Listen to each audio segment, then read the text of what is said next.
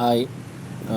ഇന്നലത്തെ മഴയിൽ നമ്മൾ വണ്ടി ഓടിച്ചിരുന്ന സമയത്താണ് മഴ പെയ്തു തുടങ്ങിയത്. അപ്പോൾ സജിതയാണ് വീഡിയോ പിടിക്കാമെന്ന് പറഞ്ഞത്. പക്ഷേ നമ്മൾ ഇത്രയും ഇതായിട്ടുള്ള മഴയായിരിക്കുമെന്ന് വിചാരിച്ചില്ല. നമ്മൾ ആക്കുളം എത്തിയപ്പോഴാണ് മഴ പെയ്ത് തുടങ്ങിയത്.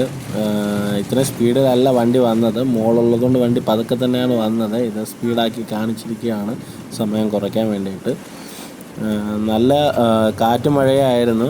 കൊച്ചു കൊച്ചു ചില്ലകളൊക്കെ കാറിൻ്റെ മേളിൽ കൂടി വീഴുന്നുണ്ടായിരുന്നു.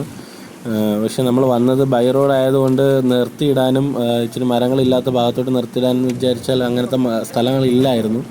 അങ്ങനെ പിന്നെ എത്രയും പെട്ടെന്ന് വീട്ടിലെത്തുക എന്നുള്ളത് മാത്രമേ ചിന്തിച്ചുള്ളൂ. അങ്ങനെ നമ്മൾ ഒരുവിധം ഇതായിട്ട് വന്നു.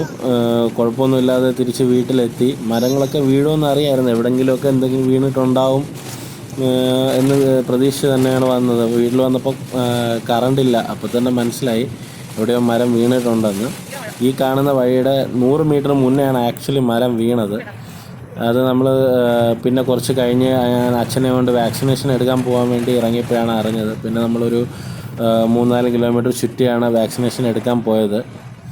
അപ്പോൾ നമ്മുടെ വീട്ടിലും കുറച്ച് മരങ്ങളൊക്കെ ചെറിയ ചെറിയ മരങ്ങളൊക്കെ വീണിട്ടുണ്ടായിരുന്നു. നമ്മൾ താമസിക്കുന്നത് അമ്പാടി നഗർ എന്ന് പറഞ്ഞ സ്ഥലത്താണ്. അമ്പാടി നഗർ 1, 2, 3, 4, 4A അങ്ങനെയാണ്. ഇപ്പം 2നും 3ക്കും ഇടയ്ക്കാണ് നമുക്കിപ്പം മരം വീണിട്ട് ആദ്യം ഇതായത്. അപ്പോൾ ഇതാണ് 2നും 3ക്കും ഇടയ്ക്കുള്ള സ്ഥലം. ഇവിടെ പോസ്റ്റ് നല്ലപോലെ ഒടിഞ്ഞു പോയിട്ടുണ്ട്. മരം വീണ് കിടക്കുന്നതും കാണാൻ പറ്റും. പിന്നെ അമ്പാടി നഗർ 1-നകത്തോട്ട് പോകുന്ന വഴിക്കും ഇതുപോലെ ഉണ്ടായിട്ടുണ്ട്. എഞ്ചിനീയറിംഗ് കോളേജിലെ മരങ്ങൾ മൊത്തം റോഡിലോട്ട് വെളിയിലോട്ട് വീണ് നടക്കുക.